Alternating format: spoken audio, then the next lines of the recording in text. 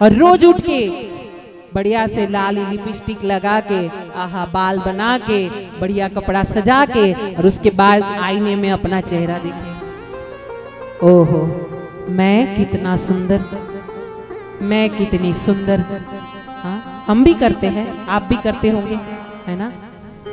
मुखड़ा क्या देखे दर्पण में, तेरा दया धर्म नहीं मन में।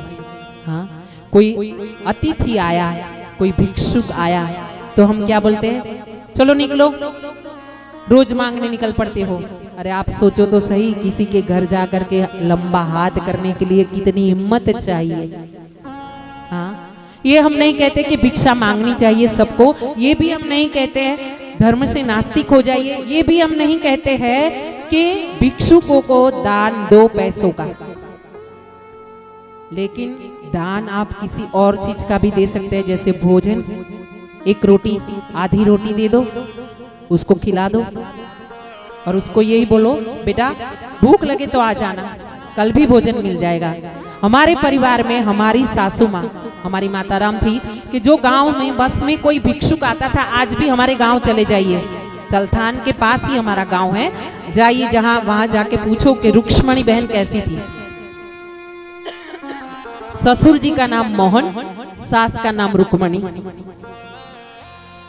हाँ और कभी उनको लड़ते झगड़ते किसी ने देखा नहीं, और हमारी सास को बिना पल्लू के कभी किसी ने ऊंची आवाज में सुना नहीं।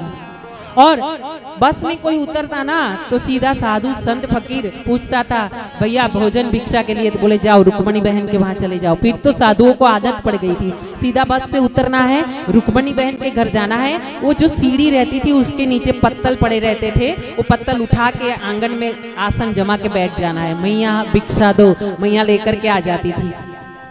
चाहे 5 आते, चाहे 10 आते, चाहे 1 आता, हर दिन भिक्षा मिलती, जो वो खाती वही खिलाती।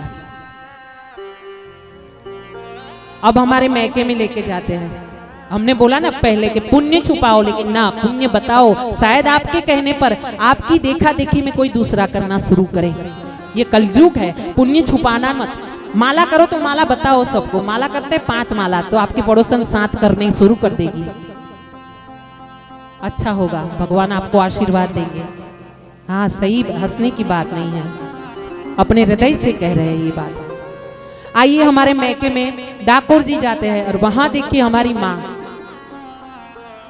वो रेशमी धोती पहन के उपवास रखती थी, किसी का छुआ कभी खाती नहीं थी, पूर्णिमा का उपवास रखती थी, लड्डू बनाती थी। और कोई भी गांव में भिक्षुक, कोई भी बीमार अगर सुनाई दिया, किसी को ताव है, बुखार है, सर्दी है, जुकाम है, शरीर में ठीक नहीं है, उसके घर जाकर के खुद लड्डू और अचार दे के आती थी। वो ढेबला बोलते थे, ढेबरा ठेपला, हाँ वो दे करके आती थी और बोलती थी बेटा आज ये खा लेना, तेरा बुखार है ना, तेरा मुंह अच्छा हो जाएगा।